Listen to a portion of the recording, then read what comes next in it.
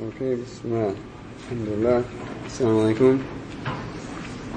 You can say, wa alaikum salam, rahmatullahi wa barakatuh, mashallah. There we go. Okay. We're not dead yet. Alhamdulillah, bismillah. نحمده ونستعينه ونستغفره ونؤمن به ونتوكل عليه نشهد أن لا إله إلا الله وحده لا شريك له ونشهد أن محمدا عبده ورسوله وما بعد.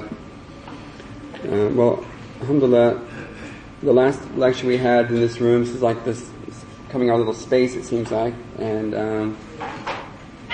we had some questions about prayer, and I thought, inshallah, if I had the time, we might have a lecture on the Salah, and alhamdulillah, Allah subhanahu wa ta'ala,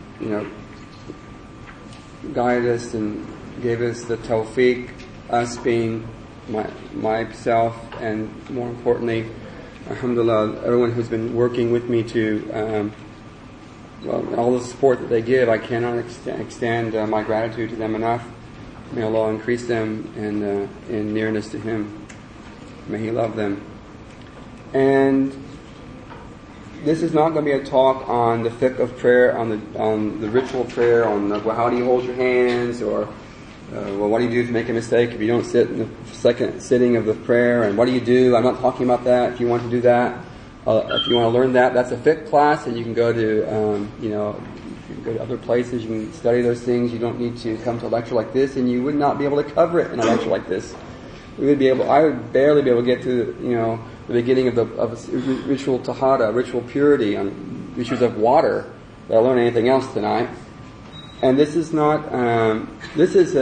What this is going to be about are my reflections on prayer. What can we say? How do we start talking about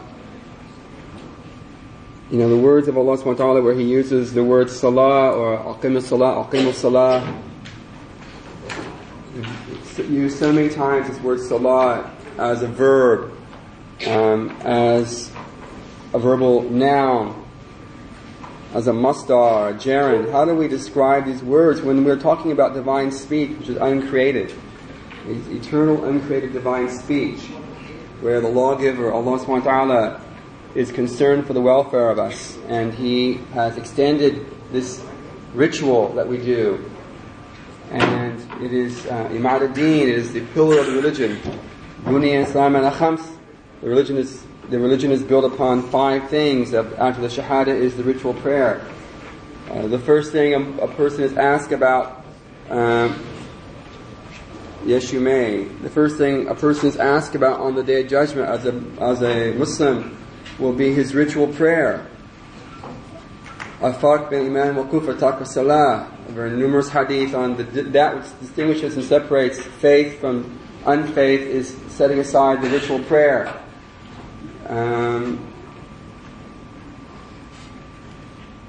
Imam Zahabi in his Kitab al-Kaba'ir, Book of Enormities, Major Sins, after shirk, and some of the sins that deal with inner sins, such as backbiting and self-praise. The first sin that he discusses that needs to be dealt with is leaving the prayer.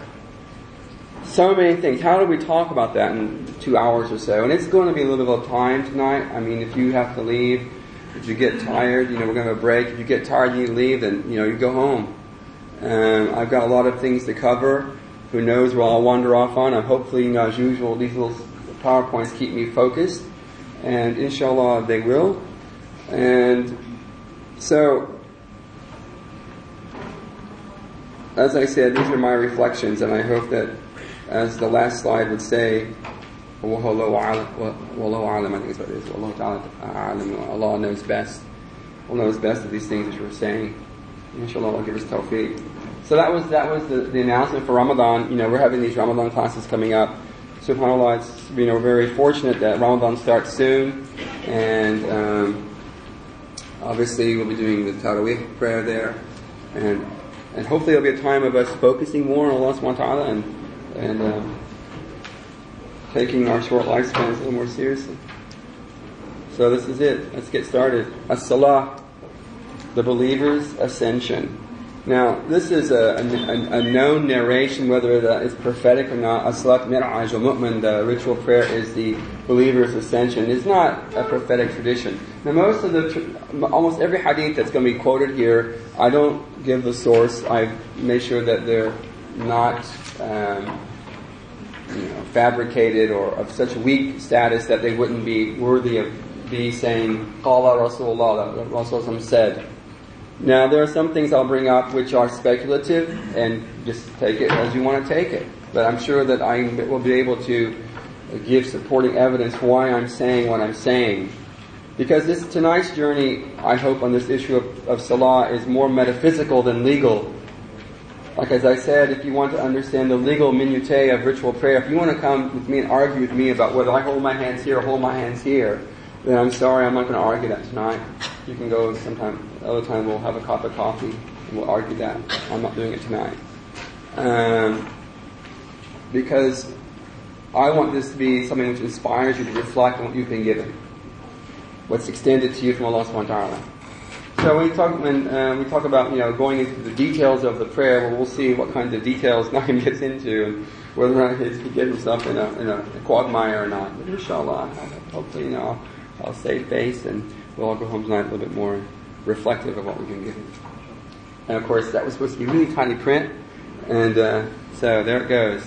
Bismillahirrahmanirrahim. The first that is raised up from this community is reverent fear, khushu'. Until such a time, nothing of reverent fear is seen. This hadith is foreboding for us, khushu', because it will come up that the Prophet spoke of things that are lost. He spoke of amana. One of the things the ummah would lose is the trust. In this hadith about the reverent fear of Allah, that will be lost too. And we live in a time when we're so distant from the Prophet ﷺ, and pray as you've seen me pray. In the hadith, which you'll hear brothers quote here and there, and especially some out there who want to make sure that we're praying as they pray, and then make sure we're correct. Of course, that's a juridical issue there, and we need to take that. But this idea of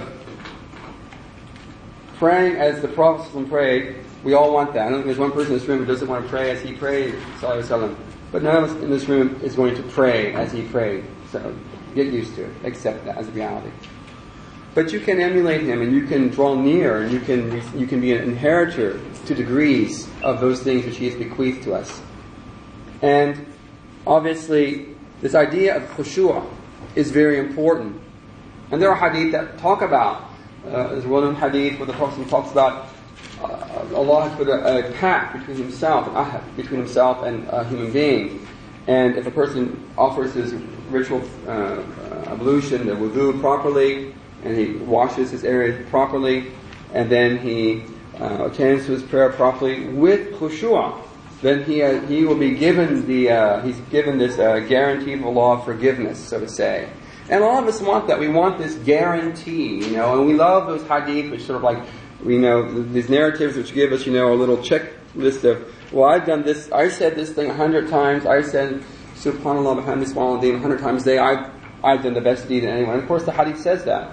And it's really important that we do have, as the Prophet spoke of fasting in Ramadan and the qiyam, that is standing in the night vigil prayers, iman wa ihtisaban, with faith and in expectation of a good account with Allah subhanahu wa ta'ala. But let us not be so certain that if we do something that we're going to accrue the stated resultant of what the hadith would indicate. The Rasul also spoke of people who, for example, rubba sa'im or rubba qa'im, many a fasting person will get only hunger and thirst in fasting, and many a person who stands in prayer only gets wakefulness in night prayer. So at times that which separates the munafiq, that is the one who outwardly does performance but inwardly disbelieves, you can clothe yourselves in reflections of that. And so we have to be very careful. We have to be vigilant with ourselves and introspective of our intentions, and we'll discuss the intention here. So the idea of khushu' is appropriate because the words, these words which we'll be sort of discussing, Salah and Raka'ah and Khasha'a in Arabic, these words the word from which we get the word for as-salah, the first verb here, and the word we get the word rak'ah or ruku from the second word here, all are synonyms of the verb khasha'a, to fear, to have, and this idea of, and in this case, reverent fear. So in a sense, though the third one is emotive, it's a state, it's a hal, the first two are actually words which are a means of physically operationalizing khushu'ah. So when you look at these words lexically, when we're looking at what these words mean, we can understand that the word salah and rak'ah in Arabic can mean to fear, just as khasha' means, and if you look in the Arabic lexicons, they'll give you that synonym there.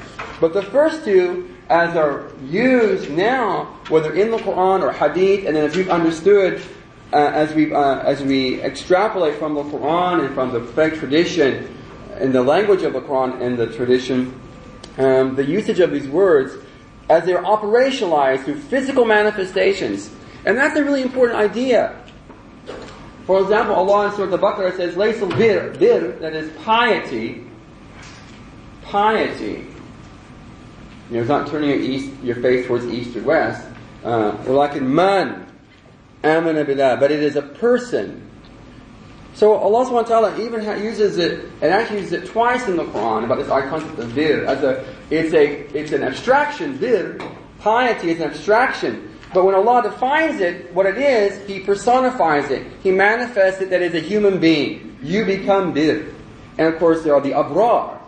So Allah doesn't say al-bar. Abar, that is the pious person, is the one who doesn't turn his face towards east or west, but it is this person who believes in God, etc. As the ayah continues, it actually is an interesting way where Allah subhanahu wa ta'ala is taking a concept and personifying. It's like the word Islam. Islam is this concept. And it takes a Muslim, an active participle, the ism file, the one who actually is the locus of the operationalization of the concept. So you are a Muslim. You operationalize Islam. And so Allah subhanahu wa ta'ala takes abstractions and He wants us to manifest them. We become those abstractions. So Salah, or in this case a broader concept, and an aspect of Salah, a rak'ah or ruku' in a more limited concept within the actual structure of the physical prayer, are physical manifestations of khushu'ah for us. So if we want to really bring back, not be other people who are going to be those who are where khushu'ah is ripped from us. We are not of the. There will always be a khushu'ah. There will be a khushu'ah in the ummah. It just won't be as much. Well, one way to guarantee that is to guarantee it by becoming a locus of the operationalization of that khushu'ah through salah, through rak'ats, etc. So the first thing I want to talk about are awqat. Now these are the, we start talking legally, which I'm not going to. There are external conditions, there are shurut, there are external conditions for ritual prayer, and there are internal conditions, the arkan. So we have a shart, rukn. And these concepts will be translated, as conditions, but we talk about external ones, a shart, an internal one, an integral, that is a rukn. And the first thing I want to talk about is time, because it's timing, legally that is, which defines the prayer. And if you ask, and this is like the fun question, you get, what is the reason for the prayer, the illah?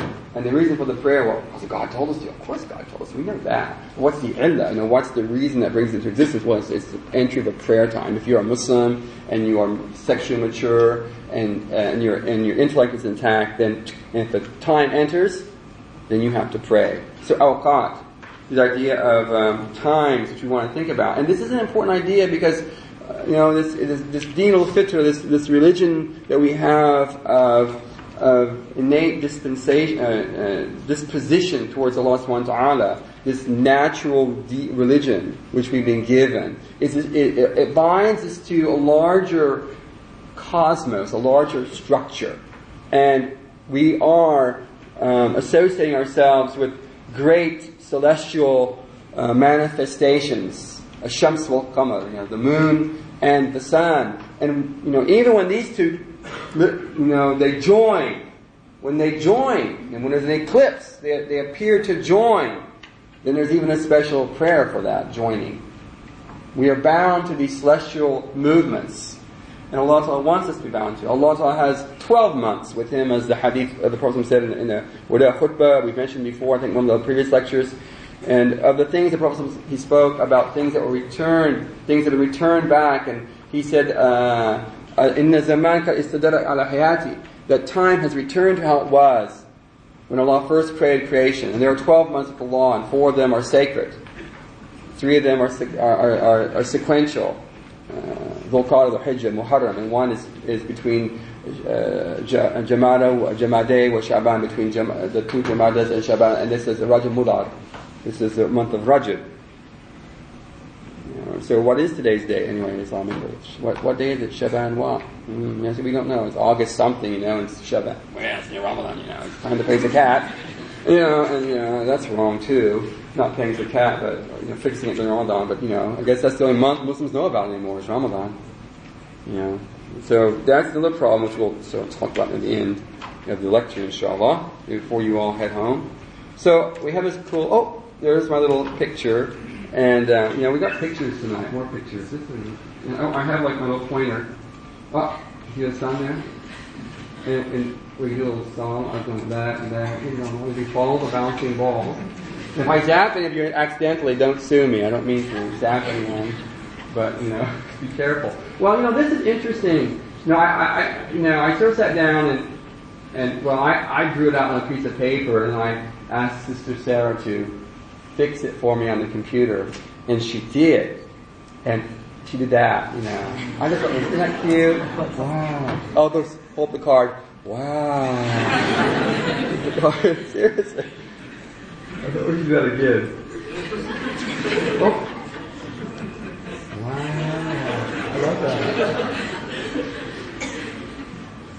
What happens to it? Now, if you live in a flat universe, if you're, that could be like, we won't get into mythology, but on some chariot out there, somebody is carrying something. But what's interesting about this, except that the sun just sort of went, it's over here now, and it is Maghrib time, is I wanted to sort of like break up the prayer. And the thing about this is that we have these 2 axes. We have up and down, Dhuhr and Isha, and we have then across, we have this vertical and horizontal. But it's cyclical. This is one thing I want to take with. It's cyclical. We're in a cycle. And of course, we couldn't get this to go all the way around. I suppose if we wanted to, we could have got to go all the way around. We have this cycle. And so, unlike other religions, for example, we think of the Christian tradition and the Jewish tradition, which were more onto solar annual cycles. We're talking about a solar year. We Muslims have a much more, tightly drawn in circle of cycles. We cycle a lot. And we cycle through these 24-hour periods of a complete revolution of the planet. And so, the movement of the sun is our indicator. And so our ritual prayer is associated with the position of the sun. And that's important. Because we'll start seeing through the prayer itself is cycles. We go through cycles. And when we get to a discussion of with the prayer itself, we'll see that we've gone through cycles, and we cycle through things. And it's like, and the significance is there. There are other things, and what's interesting is that, one is that, I don't want that. You don't want that. You want that. And I'm looking for the button here. Is that I want to talk about Salat al-Duha, because I put it there for a reason, and Salat al-Asr. So we got Dhuhr and Isha, and they're the long prayers. And I'm not going to talk about, there's a lot of things I tried to think. I really thought about this, this lecture. And I was trying to think, why are 4 rakat for Dhuhr, and why 4 for Isha, and why is it 2 for Fajr, and 3 for Maghrib, and 4 for Asr, and and I was doing numbers and drawing pictures of the Kaaba and looking at it and having a cup of coffee doing it and looking at it some more, and spent a few days thinking about it, but unfortunately it didn't pan out. It was like, it was a bad trip to Las Vegas on that one. I didn't win anything on it. And I can't, I've been looking and reading and trying to find, and I thought, Ghazali must have written about this, obviously. He writes about all kinds of stuff, so couldn't find anything in Ghazali, went to Ihya al-Madin and scoured it, and I thought, well, Ibn Arabi must have written something up, but he's got 400 something books, don't have them all available, so maybe somewhere in those manuscripts something has been written about it. And the things that you're looking for, like what are some reflections someone may have had about the numbers of the rak'ah that we do. So I'm not going to talk about that because I'm not too confident about what I might say about that. And but what I will talk about are things I am more confident to talk about. And one is the whole juxtaposition. One is the Salat al-Asr. Salat al-Asr is an interesting, it's the middle prayer as mentioned, and it's a middle prayer, and it's a prayer we do, and we're told to be very careful of guarding that prayer.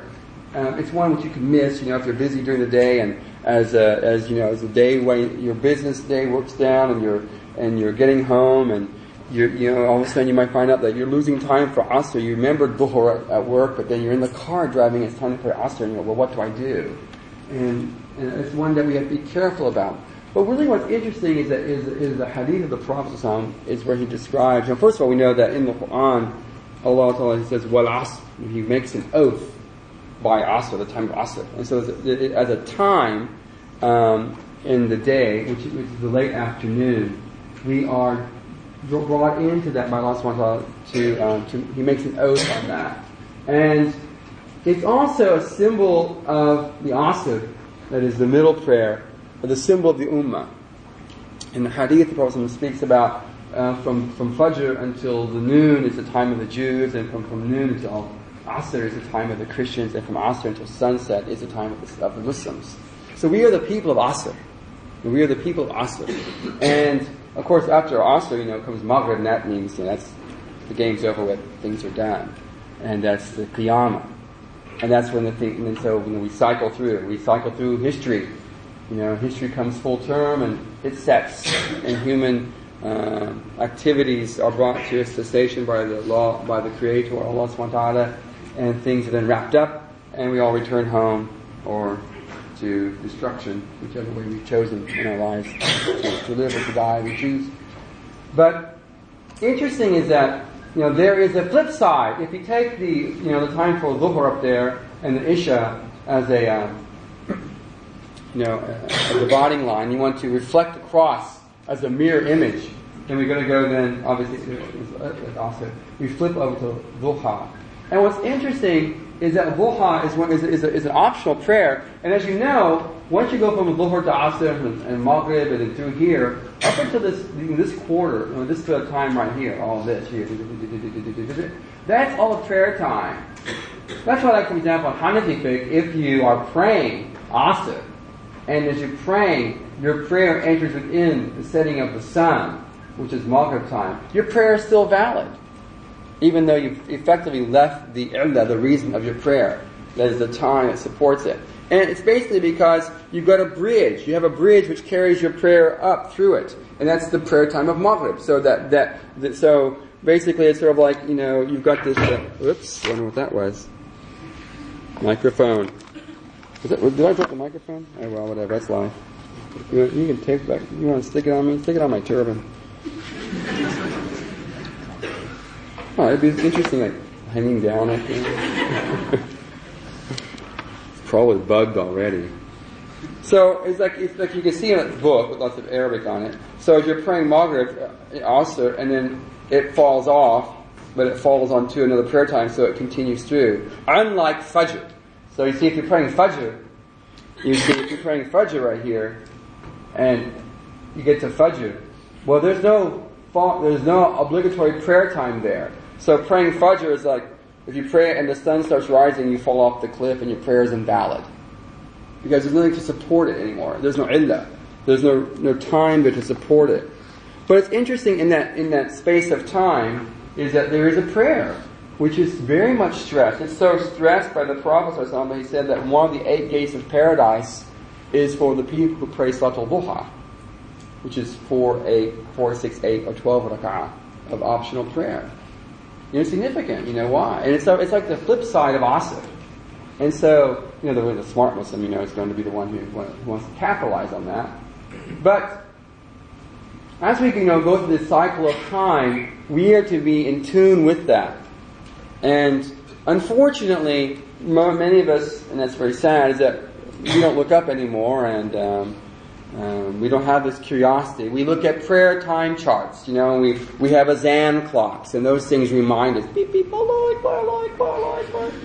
and it gets, as it's getting near, the makruh times, it goes beep, beep, beep, beep, beep, beep, beep, beep, beep. And you're in some mosques, like I was in England, and you go walk into the mosque, and there's a green light up in the mihrab, and it's like, it's okay to pray now. And then a red light will come on, and that tells you it's a dislike time. I don't know, maybe you pray to the trap door and you fall through. I don't know.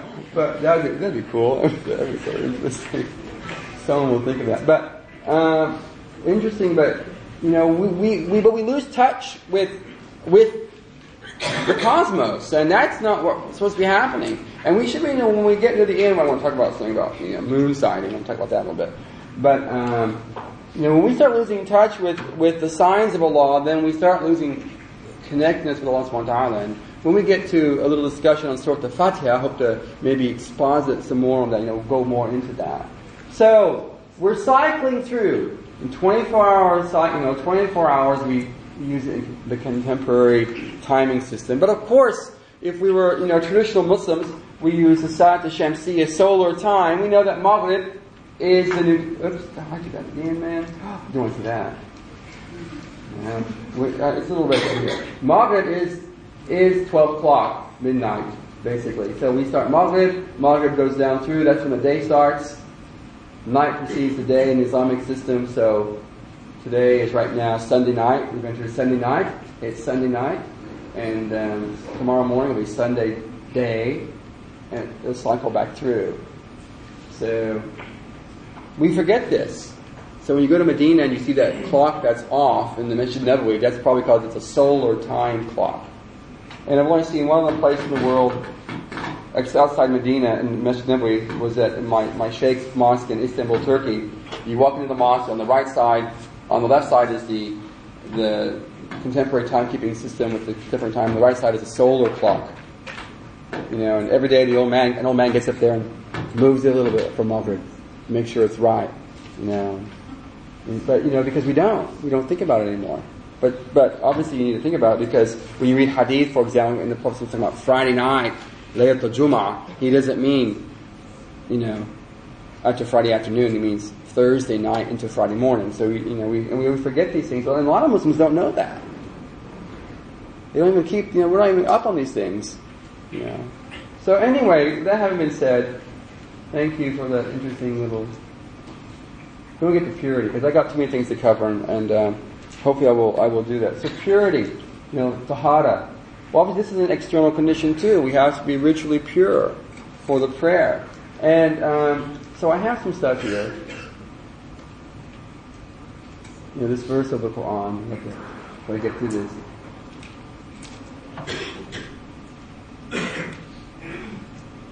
The idea of Allah Ta'ala, أَنزَلْنَا مِنَ السَّمَاءِ مَاءً طُهُورًا. Allah subhanahu wa ta'ala says, we have sent down from the skies, مِنَ السَّمَاءِ مَاءً طُهُورًا. We have sent down purifying water.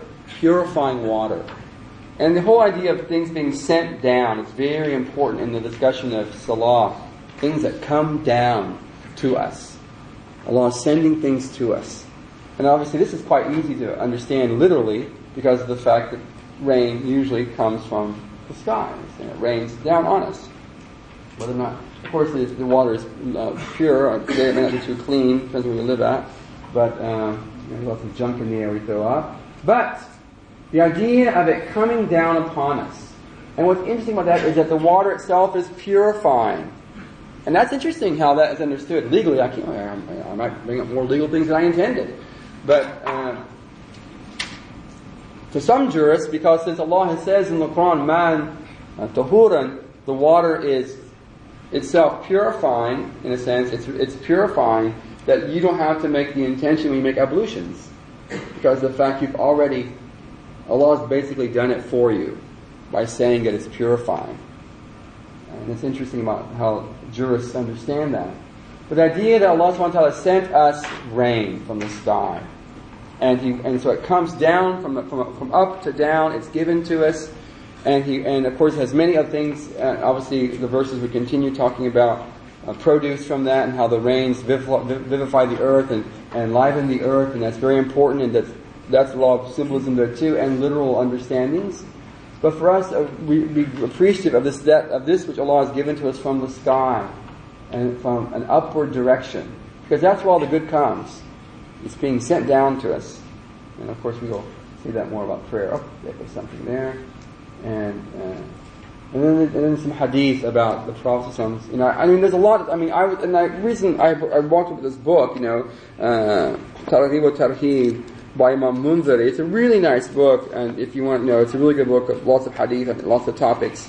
And there's no way we could go through all these narrations about the virtues of Wudhu and etc. and extending the water you use and washing, rubbing the water, all those things we could talk about, and there's so much. But it's just us to know that there's a lot of this so far. If I just flip through here so far in the book, I'm still in prayer. Man. Look at that. I'm just not saying man. It's like I'm from California, and which is all right being from California. It's not a problem.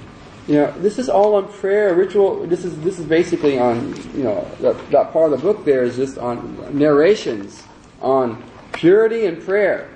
Amazing, and we don't have time to go through all those. But a few of them we can look at. No one guards his states of ritual purity except a believer. This is a sign of a believer. You are a sign of a person you want to be, you desire purity, and that's a divine quality. The idea of Allah is munazzah. Allah has this tanzih to Him, a transcendent nature. Allah is as-salam, Allah is qudus. He is pure, He is unblemished, He is perfect in all of His qualities. And Allah subhanahu wa ta'ala desires purity for us as human beings. And so we operationalize that through ritual purity. And of course we'll get to that when we get to intention. But the hadith, many things. And one, why the Prophet ﷺ spoke of Bilal, his footfalls in paradise, was because, one thing he did was whenever he made the adhan, after he made the adhan, he would pray 2 rakat optional prayer. And he always kept himself in ritual purity. He has the only things he could think of that were unusual about him that made him different from other people. And so the idea of keeping yourself in a state of ritual purity is and I don't have time, could be a lecture anywhere or a nice Jummah khutbah there to remind us about this idea of ritual, of being in a state of ritual purity. We can't discuss that too much, obviously, we don't have the time for it. And there is not a Muslim who performs ablution, performing it well, then offers 2 cycles of prayer, that's rak'atayn, with his heart and face turned toward God, except that the garden becomes obligatory to him. A simple thing, the idea of making 2 rakat, making a perfect ablution, properly done ablution, and then offering 2 cycles of prayer, nafil of prayer. And with this great, just something as simple as that, and except that the garden becomes an obligation, is necessary. That's the power Allah has empowered these rituals that we get involved in. And so we need to be really keen on those things, and not to just let them pass us by, and not to be hasty in them. Of course, some hadith mention about not where you offer that prayer without your heart straying or your mind straying. The idea of being focused in the prayer. But this one is sufficient for you to take note of tonight, to encourage you. So, another outward condition of the prayer, and of course you guys afterwards you've got questions on some of these things, ask me, that's fine, inshallah, is the idea of the qibla. Why am I referencing that, man? Is the qibla, or facing, I've got a really lousy microphone. You're going to like stick it in there. There's a hole there or something. Is that better? Thanks, Dad. Facing, or to what you... It's facing. It's idea of... You all right now? You feel better? Okay. Facing, to what you're facing Allah subhanahu wa ta'ala. In a good way, obviously. Wow. Is that where I want to be right now? I don't know. But We'll leave it there, and you can read those big words. You can look at those big words. You can try to pronounce them too. I got onto one of those websites, the dictionaries, where they have like the American and British pronunciations. You can click on the American flag and click on the British flag, and I was going through these words and clicking them, seeing how the British sound better at saying it than the Americans. It sounds so BBC 4-ish, and Americans, it's like NPR radio. It's all right, but tawajjuh, facing Allah subhanahu wa ta'ala. I'm not quite sure if I have enough verse. Let me just take a quick peek here. That's interesting too. I'll get back to that in a second. Hold on. We've got more hadith, yeah. So I've got like so many, I've got like 50-something slides, so we're lucky we're going to get through them all. Facing Allah. وَجَدْتُ وَجْهِي لِلَّذِي فَتَرَ السَّمَوَاتِ وَالْأَرْضِ. For this prayer in the Quran, I turn my face. And so one of the things about the prayer is direction. Allah subhanahu wa ta'ala has sent us something from the skies to purify us. There's an isharat there, an indicator there for us to take a clue on that. Something from above. It's been sent down to us. That's purifying water. And Allah subhanahu wa ta'ala then is now asking us, after we have taken this heavenly liquid, so to say, to purify ourselves with, then He asks us, before we enter the state of prayer, is to shift direction. And the idea of tawajjuh, which we had there before, comes from, we get the word, for example, wajha in Arabic, to face, and the word wajh, face, the idea of facing. Of course, we get the idea of qibla too, the idea of turning towards something. And so Allah wants us to come face to face, and that's really important, the idea of facing Allah subhanahu wa ta'ala, because we are facing Him. And there are many hadiths speaking to us about how Allah subhanahu wa ta'ala comes between a believer and his prayer, or how the angels face us. We don't want, if you can read many of the fada'il of the prayer and the many narrations from the Prophet of what happens, what's taking place, either metaphorically or literally in the unseen realms with us when we are facing this direction. And of course that direction is a sacred direction. And so we are interesting creatures. These with our two eyes right here in the front. We are creatures of we see things three-dimensionally and in color. We're wonderful about that, and Allah has gifted us with this vision, ability to see that way. And He wants us to turn ourselves towards Him Azza wa Jalla. He wants us to make ourselves focused on Him. But of course, Allah is abstract. He doesn't have. He's not an entity with a location. Therefore, He has us turn towards something. And of course, that thing which He asks us to turn towards, as I want to get through that, is, well, not this picture here, but is what the picture is to represent, which is the Kaaba. And I found this an interesting picture, and because, well, it's interesting because it's interesting things that we could talk about some. But let me just go down to the next one before we get back. I'll come back to this one. Not that one, that's the wrong way, Naeem. Okay, is this one. And it was interesting, the idea of the 4 cardinal winds. And this is interesting. We think about, and maybe you've heard about how some Muslims, not some Muslims, like people like Patricia Crone in the States, I think she's at Princeton, who are trying to debunk Islam. Islam is this concoction by various people, that the Quran is a composite text written about 200 years or so after the person of Muhammad ﷺ, who was a real historical person, but who is now, this religion has been foisted upon him and been created after him. And of course, one of the evidences for that, all those early mosques, they find at least the foundations in parts of Egypt and Iraq and in Palestine, which the Qibla seem to be off. They're not facing spot on, as later ones would be. And so they draw these conclusions about, were the Muslims really, was Islam really, something of the early 7th century, or something later? And it was something that sort of evolved and sort of became what we see it now, something of the say the 900s or the 1000s of the modern era, in the sense of, AD. I'm going to use that one, yes. Or Common Era, yes, Common Era. Is that the case? And one way to understand is that the early Muslims in the first 2 centuries, particularly before spherical geometry was really more widespread, and means of finding the direction towards Mecca, was really an understanding of what the Kaaba itself indicated. we see this north, south, east, west contemporary view of how we define direction on the magnetic north, or using the pole star, Polaris, and that's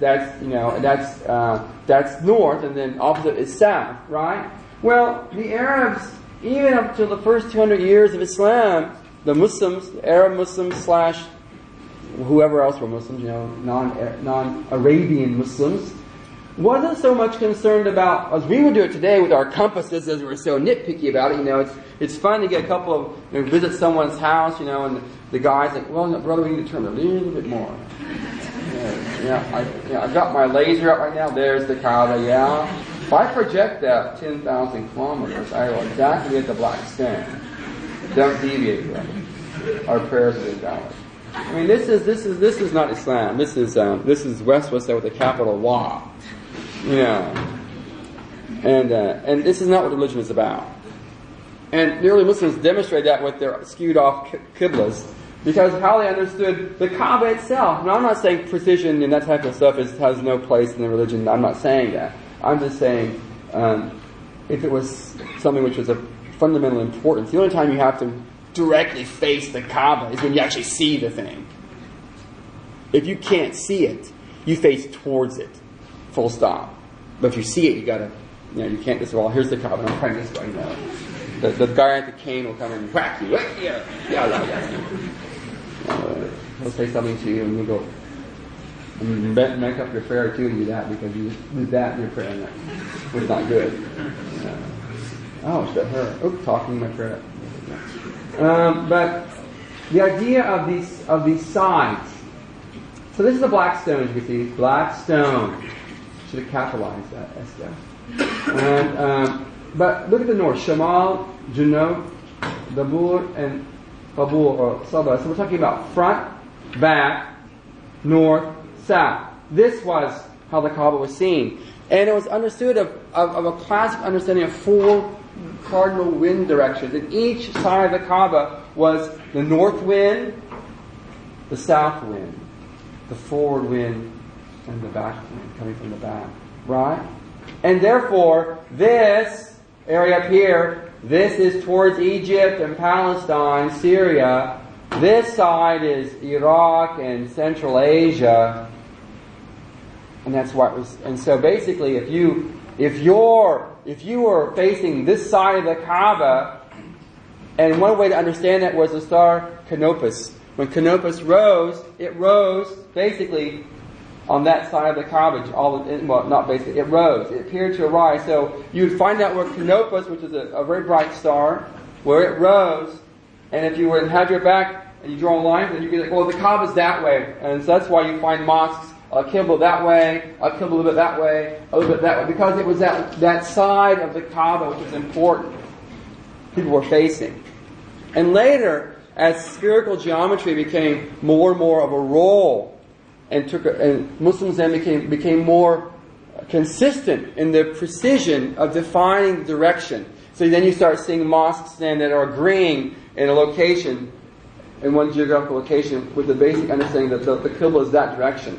But those first 200 years, at least the first 2 centuries, this is the basic reason why you've got things that are, as you can see today, skewed off. But they really weren't skewed off. And that was a proper understanding. And there are hadith which confirm that as long as you're facing in the direction of the Kaaba in general terms, your prayer is valid. And of course that was a juridical understanding. So we need to keep that thing in mind. And I think it's important for us to understand that, because that then helps us to understand that in the religion there's a general principle about things being simple. Simple. There's something which is not, and I don't mean simple like we're a bunch of bumpkins, but basically anyone in this room should be able to figure out where the qibla direction. Right? And anyone in this room should be able to determine when the Islamic month starts. It shouldn't be something which is, that you have to understand certain types of algorithms, etc., in order to define it, or to understand astronomy to understand these issues. It's not that way. It has to be something that I can do in New York City, and I can do in Kabul, and I can do in Timbuktu, and I can do in the Outback. Full stop. If I'm out in the outback and I don't have my compass with me, then how do I find Mecca? You can find it. I'm not telling you how. If your cell phone's working, you call us up and we'll tell you. Look, just face west, you'll be alright, basically. You knew that already, didn't you? Oh, I gotta go back here. So then there's more of a discussion here. So I talked here about, Canopus here as a star, which is important as a rising star, but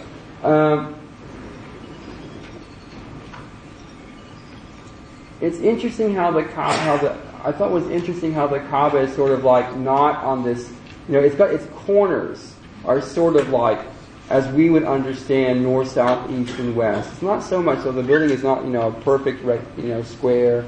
It has been, reconstructed a few times, but this is what I want to do. I want to sort of share with you, but initially I want to fill in about, why some of the early mosques would have been off as we see them today. But really, it's not a facing, because this is a structure. This is a structure which is a reflection. And of course, we talked about that. We gave a lecture in the middle of on the 27th of Rajab. We had a lecture in Auburn on the Mi'raj, and we talked about Rasulullah ﷺ rising up. He went on his ascension, and in the seventh tabaka, the seventh level of the garden, he met Ibrahim alayhi salam. And there, when he met him, he was leaning against Bayt al-Ma'mur. So Bayt al-Ma'mur is this paradisial structure, and it is the archetype. It is the archetypal structure of the Kaaba. And so, when you are facing in that direction, as you define it, when you are facing it, and this is where symbolism is important. You're now being brought into the sacred symbols, and obviously one of the most powerful sacred symbols that we know as a Muslim is the Kaaba, and as a reflection of this paradisial structure. And the night of the Ascension, then, Rasulullah ﷺ, when he says, many angels, 700,000, it depends on which hadith you're reading, they go around it, they enter into it, never enter it again. You see this idea of circumambulation, tawaf around the structure. So obviously, you make the connection that the idea of going around this Baytul Ma'mur and Jannah is reflected on the earth with human beings. Here it's an angelic act. Here it's a human act. But we start then reflecting in our lives through this ritual of Hajj, and particularly the Tawaf, which can be any type of, it's the greeting of the Kaaba is a Tawaf. You enter into this sacred space. And entering that sacred space, you start mimicking angels. And so you're doing what they're doing in the heavenly realms. And of course, this is one of the things, if not fundamentally, what Allah is gearing us to do. Allah is gearing us to be constantly heavenly oriented. And so obviously, facing this structure is a heavenly orientation. And of course, classically for Muslims, it was the center of the world. It's like the place where divine grace, the barakah, falls from heaven, and it's dissipated, in a sense, through all these. If you reverse those arrows going away from the Kaaba, those wind symbols there, of the little arrows of the wind, the vectors of the wind, you see grace, rahmah, and everything is flowing out from the Kaaba towards us. And we're facing that. We're receiving that. We're turning towards that. And we're aligning ourselves. So we're preparing to align ourselves up to home. It's the first step. Is once you start taking the symbol, then you start seeing the road sign. It says home's that way, and so you get there. You keep following that road sign, and so that's what we're doing when we're facing the Kaaba. We're preparing, and it's interesting that it's a structure not on the first level of the garden. It's on the seventh level of the garden. It's of the Abrahamic level of the garden, so to say. And of course, that's important because we know that Abraham ﷺ is important for us in our ritual prayer, which we will get to. So, Allah does not turn away from the servant in his ritual prayer as long as he does not turn away. But when he turns his face away, God turns from him. And this is a literal turning away. So turning the face, and so it's a human face, and the human face is significant. Rasulullah has banned us, prescribed us from striking the human face. It should not be striked. You don't want to strike the human face. And we are to take that, and it's the face, it's the organ, or it's the part of our body when it comes to ihsan. The Prophet, when he spoke of the head, the ras, and the things it's composed of, and guarding that, this is ihsan, guarding the organs, the eyes, the ears, the tongue. And so, the place of vision, the place of speech, the place of hearing, and since for us physically, we want to be focused, in a sort of sense, on the structure. Even though we're not there, we still face it.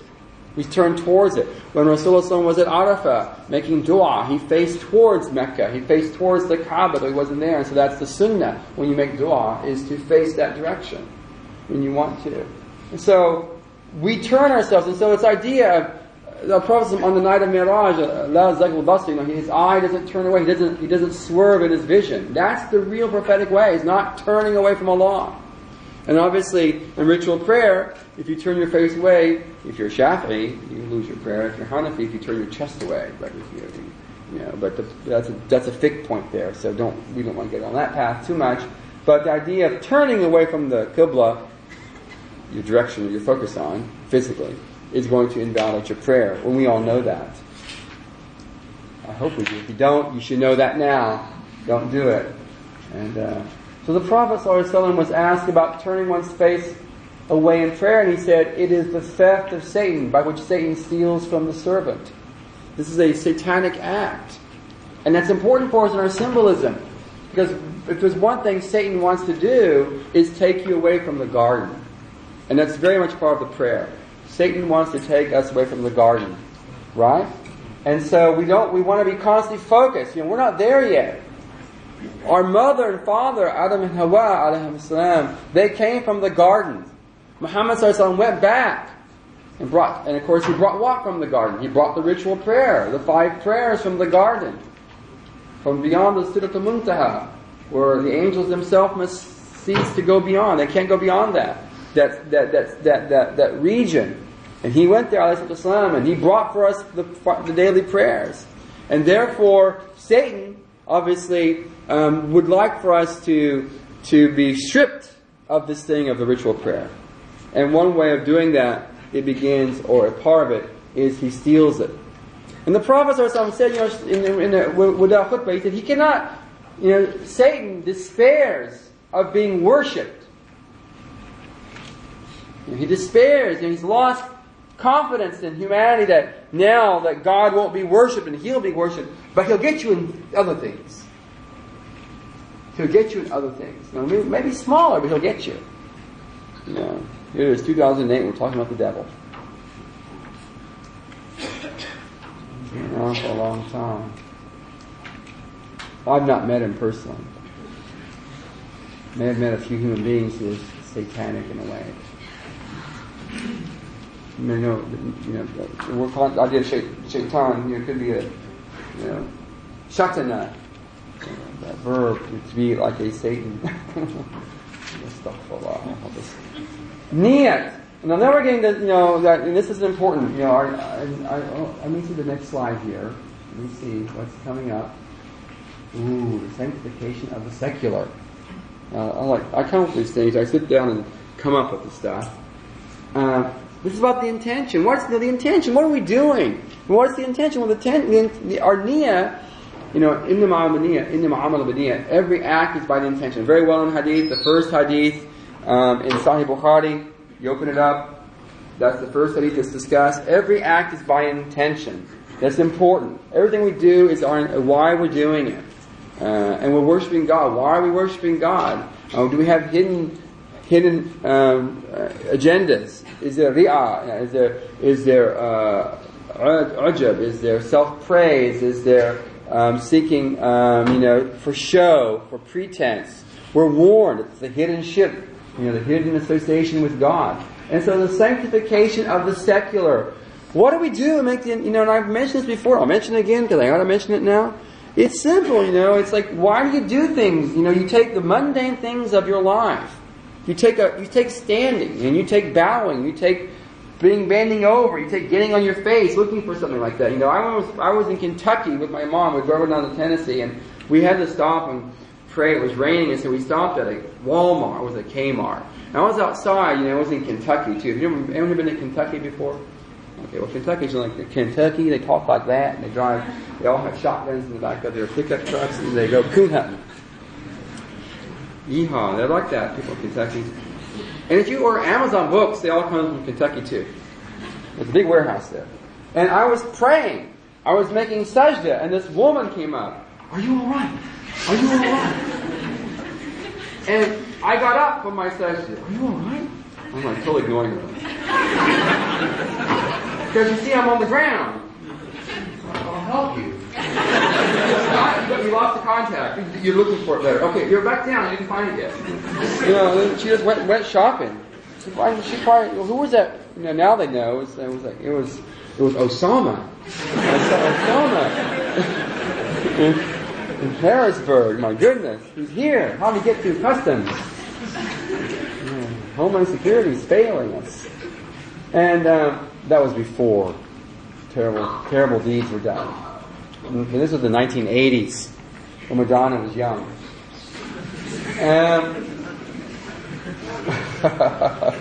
She turned 50 now. Why do we care? So we're taking simple things, standing, moving, we're turning on lights. Oh, where? Somewhere. We didn't do anything.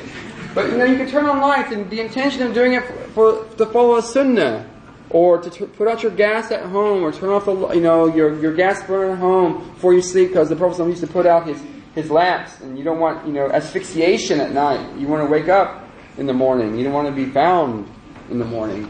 So you turn, and if you do it, the intention of imitating the Rasulullah sallallahu alaihi wasallam, what you do is that you've taken that act and you've now projected it from its secular state of its limited reality, and even though it may have been in the amount of time it happened for this event to occur, like flipping on the switch or checking the gas, but now because it's done Bismillah for the sake of God, in emulation of the Prophet ﷺ, it now is carried through eternity. And that's like one of the, that's why we begin things with Bismillah. When he talks about deeds not begun Bismillah, with the ba, that ba, that harful jar, that preposition, the ba, and that's what harful jar, that's what it means, harful jar. It's a particle that pulls. So it's like, well, if you do something, and you take the ba, Bismillah, and you take it to your cell phone, and you connect it, they connect, and you pull it. So you're attaching it to a law. So abda, Bismillah, and so you're taking all your deeds and ba, and you pull it, and it gets carried through eternity. That's what the intention does when you do something Bismillah. And so that's what you're doing. You're taking mundane secular deeds and giving them everlastingness. You'll find it forever, that deed. And that's what the niyat does. And you don't do the niyat, all your deeds fall. They fall because they die, because they're temporal. And by associating with the living one, Allah subhanahu wa ta'ala, in His name even, a simple act like that, it has such value that it's carried through forever. And you find your deeds then, that they live that way, and you live too. So the intention is and that's what I mean by the sanctification of the secular. So, my ablution, my washing is this water. But now I'm intending it for ablution. And what is it now? It becomes a sacred act. I can go wash my hands, after I've done something, but I will not find the nur. As the Prophet has spoken in many hadith about the nur of ablution. He was asked, how will you know your people you've never seen on the day of judgment? He says, I'll know them from the light which shines from their limbs. You see? This is water. It's just water on you. But you're saying, I'm making ablution now. Anwi, raf al-hadath, I intend to remove a state of ritual impurity. Like when I take the Shafi position that when you do the first washing of the face, that's what I intend. Because that's the first thing mentioned in the Quran about washing it. The face is mentioned first. So that's the Shafi position. So I wash, and so I do my Bismillah. It doesn't, I do all that stuff, we all do. And then when I take my first bit of water, that's when I intend to remove a state of ritual impurity. Raf al-hadath, I remove a state of ritual impurity. That's my intention. And that, all of a sudden, that water, that washing now is now eternal. And it's going to be, and I will find that, inshallah, on the day of judgment of His life. It's even transformed. It's transformed. The reality of it is different. It's luminous. Because all things from God is luminous. In the hadith about that, the Prophet said, Allah created creation in darkness, fi dhulma. And then He cast out light, the light of faith, and light. This idea of things becoming luminous. And that's an important reality, and it's an important metaphor for us right now, if not a reality. And when we were today doing this, putting this final touches on this, and we were and I was trying to find something, and I was looking something on the internet, and it had this picture from this, like, I don't know where it was from, but it was like this photograph of Muslims doing Qiyam or Layl, night prayer, and there's like little things of light, and it's the light of God coming from these certain people's heads. I don't know, it was a trick photograph, Remember that when it came out a few years ago about someone took a picture of a jinn? Remember that picture of the jinn in the cave? It was like Freddy Krueger kind of creature. And, it was weird. And I thought, well, is that? And I remember I showed Adam and his wife. Did I show you guys that photograph, Adam? Yeah. I don't know if it was real or not, but it was all blurry. But it's supposed to be light from these people in their prayer. Maybe it was. It's amazing because only a few people had light coming from them. Maybe everyone's not doing a proper prayer, I don't know. So, where was I in that picture? Oh my goodness. It was a touch-up one. But idea, this is what I want you to understand basically, this idea of taking the secular and making it sacred. And the niyat does that, your intention does that. And that's the basic thing. I mean, if you can understand anything about the intention, why it's important, understand that little remember my quick baba of this one, remember that. How it carries things to everlastingness. And you'll always never forget to make a proper intention. Because you'll want your deeds, your actions to survive. And the best deeds you take with you in your grave are deeds that are salih, that are alive and wholesome, not dead. Entering the sanctuary. So now we're going to start the takbiratul ihram. So now I've got some basic ideas. I'm facing this. I have now received from Allah this purifying water. I am intending to remove a state of ritual impurity. I'm intending to enter a ritual state of purity, of tahara. Allah accepts it. I don't have to do my whole body. I can just do things that are exposed. And now I have faced towards a sacred symbolic structure. I may not be there, but I'm still facing it. I'm still receiving something from it. I have turned my face, this sacred, unique part of my personality, not my persona, face, right? I'm talking about that which defines me in my humanity, the human face. I am now focusing on Allah subhanahu wa ta'ala, at least, if not in my heart yet, but I have now got the movement. Okay, and I am giving the proper logistics. And that's what Allah does, He gives us logistics. And whether or not we get ihsan, that's a different thing. But at least He gives us the framework. He allows us to contextualize ourselves in sacredness. Whether or not we pursue it, well, that's a different story. But the first thing is now I'm ready to enter my prayer, the takbir ihram. Right? So I wanted to, before I get to this right here, dua to istiftah, is that I'm now entering this state. And what is this idea? And this idea of ihram, of tahrim. This is an ancient concept. It's a biblical concept. If you even want to get into a really, really nitpicky and rather difficult discussion with a Jew or a Christian, bring up the book of Joshua. And start talking about the idea of the ban. Those verses in the book of Joshua where, "Thus speaketh the Lord, you shall go to the people of An, and you shall slay them all. And you shall kill their men, and their women, and their children. You shall burn their houses, and slay their oxen, and slay their sheep. And in that day, 30,000 people died." Talk about Muslims, and genocide. That's genocide, by definition. But don't tell them that. But they talk about that among themselves if you read their books on that stuff. It's not a big topic everyone wants to talk about, but it's like, oh, that's the book we want to skim over. But anyway, it's interesting because that's the haram. That's the ban. And the ban was these people in this land was set aside for God, which in that language meant destruction. Often at times. Not all the time, but sometimes it did, according to the scripture, according to their scriptures. So basically, when you're a Muslim, you enter a state of ihram. Now you know that when you enter Hajj, right? When you go to Hajj, what do? You get in your ihram, which to you is those funky white towels you wear as you're a guy that you hope don't fall off. And, you put them on, and you put them on tightly. And you make your tawaf in a rather open space. And as you're, and that's it. And we call it ihram. That's it. But actually it's like entering a sacred state. And when you enter the state of ihram, there are things you aren't supposed to do. You're not supposed to get married at that time, have conjugal relations. You're not supposed to pluck a hair or clip a nail. You're restricted. It's a state of restriction upon you. It's a state of sanctity for God. And you enter that every time you enter prayer. So prayer has that quality to it. And and of course it has this symbolic raising of the hands. And that's what you do when you go around the Kaaba. You hail the black stone. When you stop at that green line, there's the line. And you raise your hand towards the black stone, you hail it, don't you? You raise your hand, and that's symbolic too. In the Jewish tradition, that's live long and prosper. Mr. Spock. You know that one? Live long and prosper. That's the Jewish symbol. That's the symbol of raising the hand upon the congregation. That's how the priest blesses the congregation. And that's where Leonard Nimoy, because he was Jewish, he used that symbol in the Star Trek series. Now the Hollywood trivia too.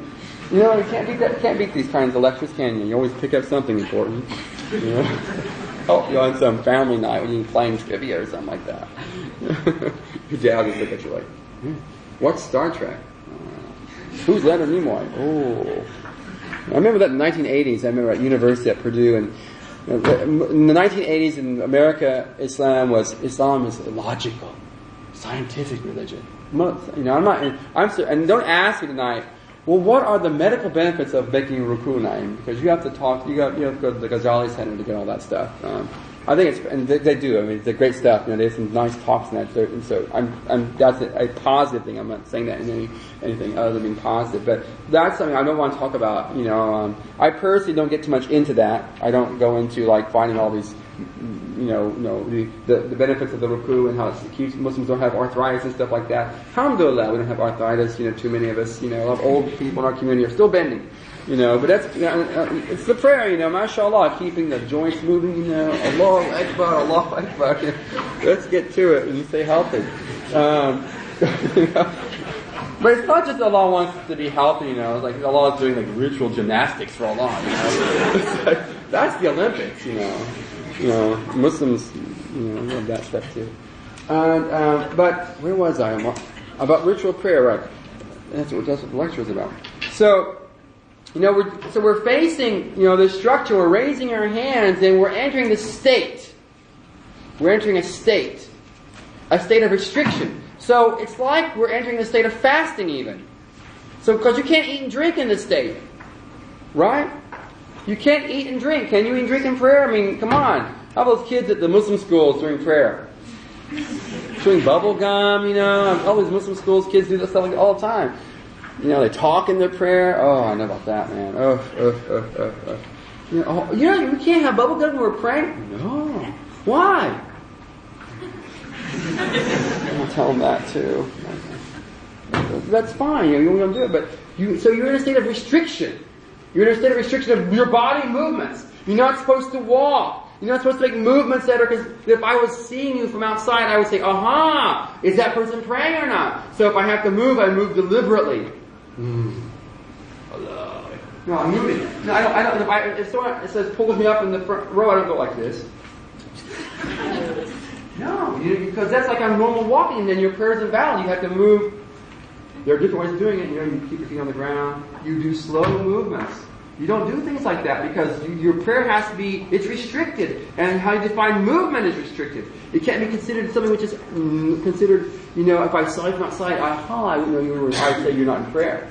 And so I can't eat, I can't drink, I can't turn my face away, according to some positions, I can't turn my chest away, everyone agrees about that. So I'm restricted. I'm locked. I'm lock and load, it's like Rambo. Lock and load. And I'm focused on Allah, and so Allah has put me in a state of restriction. Allahu Akbar.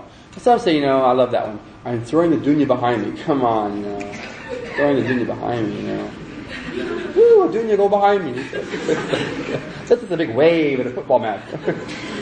Seriously. Maybe it is, but I mean, that's a nice, that sounds nice, but that's one, and I'll get that question tonight, I'm sure, and I'll answer it right now. Mr. Naeem, how do I have khushu' in prayer? How do I have a prayer where I'm actually remembering Allah? And the answer is simple. Remember Him outside your prayer, and you remember Him in your prayer. If you're running, it's like the mall. You're running at the mall, you're shopping at the mall, you're shopping.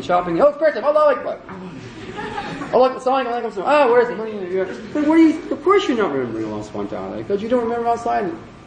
You want to remember in the state of restriction, you need to be restricted. And other times, there's more things that have tahrim on them outside the takbir tahrim. Right? There's more things out there, and you have to restrict yourself. You have to be focused on Allah, and you bring that focus with you. But anyway, we want this takbir then, so we're raising our hands. We're facing the Qibla as we hail the Kaaba itself, and we're making our tawaf. We raise our hands and we hail the Kaaba. We're raising our hands, Allahu Akbar, and it's really about glorifying Allah. We're acknowledging Allah and that He is sovereign and He is over me in all ways of being over me as Lord and as King and as Creator, as Sustainer, and His Kibriya. We're remembering His Kibriya, His greatness. And I can't really get too much into all those things about all these things we need to cover tonight. But I raise my hands, here, however you want to do it. You raise your hands and you go Allahu Akbar, and then you do that. Now you enter the state. It's the state of sanctity, of restriction before Allah subhanahu wa ta'ala. And the first thing you want to do, at least it's the sunnah, before we get to the other things we consider, are much more fundamental, is that we want to then we begin by this beautiful dua, Subhanaka Allahumma wa bihamdik, wa tabarak asmuk, wa ta'ala jaddik, wa la ilaha ghayruk. This is one of the most common ones. Or wajadtu wajhi alladhi fatara as-samawati wal ard. That's another one which is very well known. These opening dua of these calling out to Allah. So the first thing is we call out to Allah. And the first thing, at least in this really well known supplication here, is to acknowledge Allah's transcendence. Subhanallah. Subhanaka Allahumma. That's what it is. I say it every day and I can't say it right now, right? There it is. We say that. We acknowledge His transcendence, because that's what He is like. Okay? He's transcendent. Right? And of course, وَبِحَمْدِكَ, the thing which comes after transcendence in all the liturgical usages of it, Subhanallah. You say Subhanallah, and then you'll say Alhamdulillah. So we remember Allah and His ni'mah, the things He's given. And then we mention, and I can't really cover all this too much as I would really want to, unfortunately. But that's the first thing I want us to undertake from this, is that we have a concept of Allah's transcendence, of gratitude, and also tabaraka asmu, the idea of, which is unique about Islam, and very quickly, is that we have the name. The name is with us. In 70 AD, when Rome destroyed Jerusalem, and the family of Levi was, the Aaronic descendants of Aaron were basically slaughtered in the name. If you go to our Jewish friends and ask them, what is the name of God? They go, we lost it. It was with the high priest family when they were all slaughtered at the destruction of Jerusalem, and they were all slaughtered. The name went with them. And so, hey, we have we have the writing of it, the 4 letters, but how it's actually pronounced, it's lost. And then there's a restorative act in Islam. We say Allah, and we have a name, and this name is given to us. And that's another discussion itself.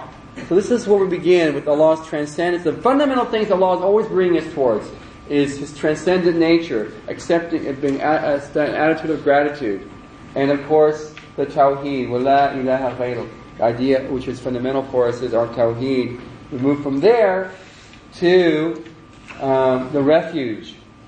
Of course, this is very important for isti'adah, seeking the isti'adah. A'udhu billahi minash shaitanir rajim. Seeking refuge. And of course, there's a lot we should understand about this. It's very intimate with the prayer, because the prayer, as-salatu, to me, if you ask me, it is the antidote to Iblis. It is that which counters that which is satanic. And so this verse of the Quran, and I got a couple of verses here, we have to try to get to these. We'll read that one. Convey whatever of this divine book has been revealed. Utlu ma uhiya ilayka min al-kitab. And be constant in prayer. Waqim as-salah. and establish the prayer. And I haven't even talked about that verb yet.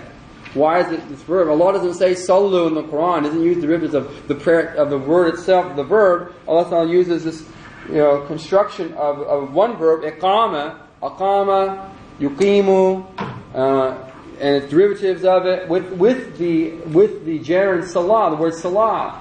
Inna salata tanha an al-fahsha'i wal munkar. And this is very important, that the prayer restrains man from loathsome deeds, the things which are fahsha. And oftentimes, one understanding of fahsha, juridic, at least Quranically, it's also an understanding of sexual impropriety. That is a common understanding. With munkar, this idea of the munkar is the opposite of ma'rif, that which is ma'ruf. Nahi ana munkar wa amr bil ma'ruf wa nahi anil munkar. The commanding to the good. But the idea of ma'ruf is an interesting idea. It means the general good. And it's a good which you would find, it doesn't have to always be defined for you. It's something which you might be inclined to seeing as good. That's the thing about the idea of ma'ruf. Is it's something which is not only good, but you generally have an inclination that it is good. You're drawn towards it. It doesn't have to be expelled out. This is ma'ruf, and this is ma'ruf, and this is ma'ruf. So it's an interesting, broader meaning. And the munkar are things which you reject. So, and to give you a simple way how that's understood, maybe understood juridically, is why, for example, eating maybe eating insects. How many of you guys like to eat insects here? Take a look on it. Well, I have some mealworms down here, and I'm going to. Is there like a hadith that says you can't eat insects explicitly? Of course, the hadith says you can eat locusts. Okay, we've got that. Locusts are permissible. It's one of those odd things that are permissible, but generally, no. But the Muslim scholars say it's not because it's an explicit text, it's because most people generally find them loathsome. Therefore, they go, ooh, I cannot eat a cockroach. No. Of course, you can be brought into eating cockroaches, But Muslims, or many people around the world, if not enculturated into something, they might find a natural inclination towards it to reject it. And that's which is this idea of inkar, or being munkar, comes in, as opposed to ma'ruf. And so shaitan, what he wants to do, he's really, we got 10 minutes to break a leg. Don't break a leg. Run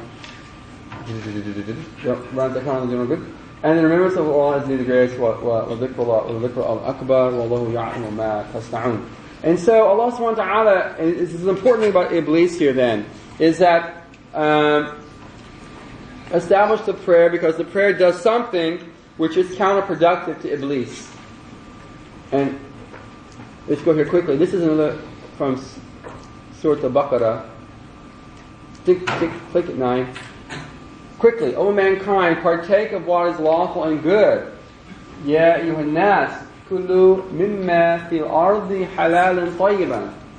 ولا تتبعوا خطوات الشيطان إنه لكم عدو مبين إنما يأمركم بالسوء والفحشاء. Because Allah subhanahu wa ta'ala is warning mankind not to follow Satan. Why? Because he's doing what he does. And he calls us towards fahsha and su. And su, as we get the word sayyi'ah, sin, is the opposite of hasana, something good. The hasan. So it's the opposite of that, right? And fahsha, which is impropriety, or things which is, and this is not my admonition. Commit deeds of abomination. That's a big word. Abomination. Oftentimes it would mean sexual impropriety. Oftentimes uses in the Quran, by the way. And but the idea is that this is what shaitan does, and Allah subhanahu wa ta'ala is giving you something that is to counter that.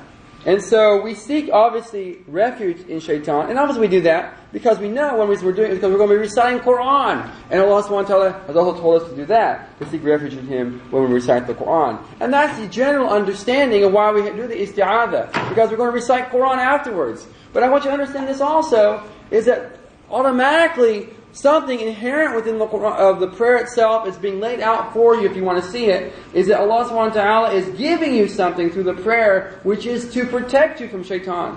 And that's the prayer. And what's about it is what's interesting, and that goes back to where it comes from. If Shaitan is this entity which got our mother and our father out of the garden, Allah subhanahu wa ta'ala has given us something from the garden to get us back to the garden. And that's the prayer. So that which gets us back to the garden, in a sense, is the ritual prayer is one of the means, the wasa'il of Allah, that He gives, that He extends, in His mercy, in His rahmah, in His acceptance, in His ridha, etc., obviously. But it has its origin in the garden, and it's significant when Muhammad ﷺ, he is a son of Adam. But he has to go to where his father came from, his primordial father came from, in order to restore us back to the garden. By receiving from Allah in the garden the ritual prayer. And so inherent within that ritual prayer is this capacity to shield off and counter. And so I quoted here the Rasul says, "Man lam tanhu salatu an fasha wal munkar lam yazid biha min Allah illa bud." The Prophet said, a person whose ritual prayer doesn't prevent him from fasha and munkar, he only increases in distance from Allah.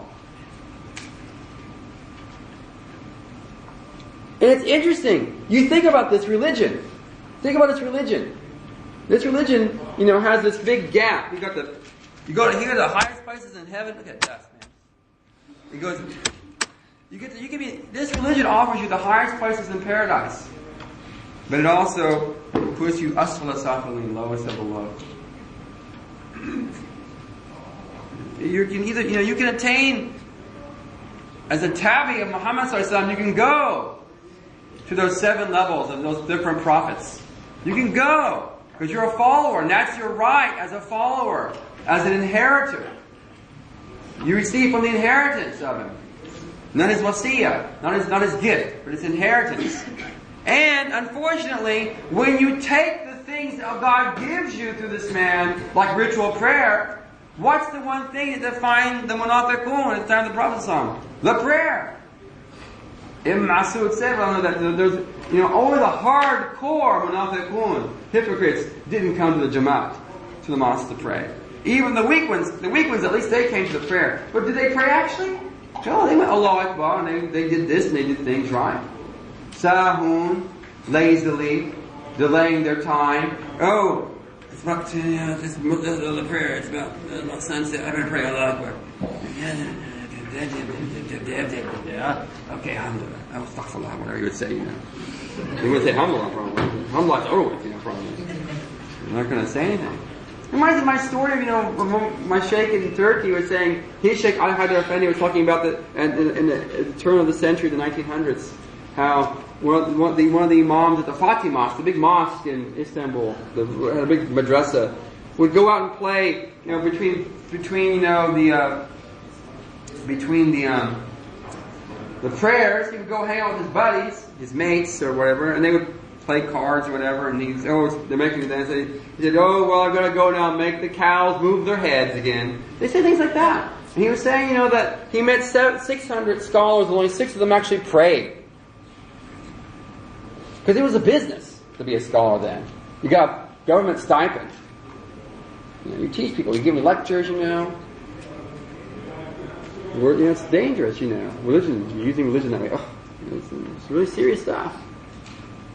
But it's like that, and we have to be careful. You can be here or you can be down there, and there'll be people who are standing in prayer who'll be down there. So it wasn't the actions that saved them, because there was no intention. You see, that act, that bowing, that standing was not done for God, so it stopped and didn't carry it to eternity. Unlike a real salah carries you through eternity. And so Iblis is aware of that. He knows where it comes from. He knows where it comes from. He knows its power because God's Word says it's empowered. Right? God's Word empowers you, people. Right? Where does it say that? Inna salata tanha anil fahsha'i wal munkar. Right? Allah doesn't lie.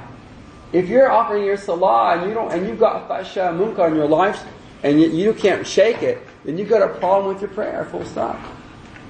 Keep that in mind too. And the Prophet was warned in this hadith, which I wrote down here, about that. Okay. Bismillah. We're going to have a break right now. Oh, what happened? It's been acting up. There it is. And here, this last one. Oh, children of Adam, do not allow Satan to seduce you in the same way as he caused your ancestors to be driven out of the garden. Right? Take that seriously. You got something from the garden. You've been given something from the garden. You've been told to face the symbols of the garden. Take that seriously.